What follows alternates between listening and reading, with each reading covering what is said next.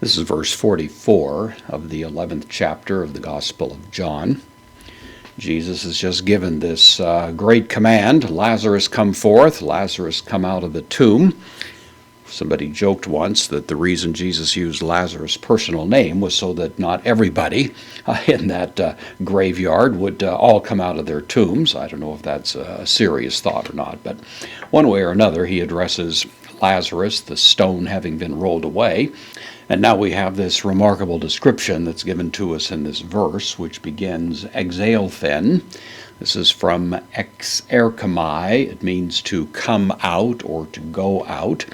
This is the third person singular, aorist active indicative, so he came out. And then we have a couple of participles describing who came out, so the definite article, the. And then the first of these is tethnekos. This is from thnesko. You may know the word apothnesko, which means to die. This is actually the root of that, simply thnesko. It means to die. This happens to be a participle. It's the perfect active participle, masculine, singular, nominative, of course going with the nominative article there. So the having died one, or the being dead one might be a little better. It's actually an active participle here. It's perfect, so it means the one who had been dead and in some ways continues to be influenced by, under the grip of, by the grave clothes and so on, that status of being in death. And then the second participle that goes right along with it, this is dedamenos. This is from deo. This is a word that means to bind. It means I bind something, as in tying it up. This happens to be the perfect passive participle, again masculine, singular, nominative, again going back to the word the, so the being dead and being bound up one would be the idea of it. He was bound up. The idea is tous, being bound, the tous podos, the feet, so the feet were bound, kai, tos kairos, the hands. So the one who was dead being bound at the point of the feet and the hands, and then kereis. This is from keria. It refers to binding. It'd be the idea of long strips of sheet or something like that.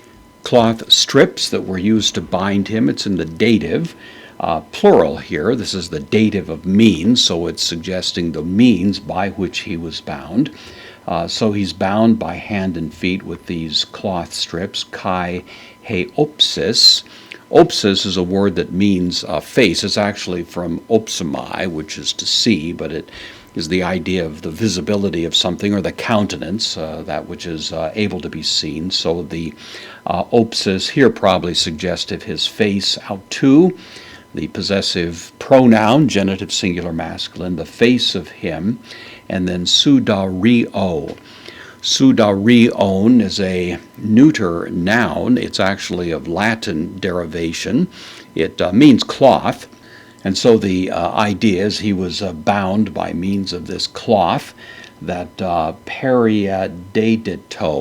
This is from perideo. We had the word deo up here. It's the same verb, but now it has the peri prefix to it, to be bound about, to be tied up or bound with respect to these cloth strips that were over his face.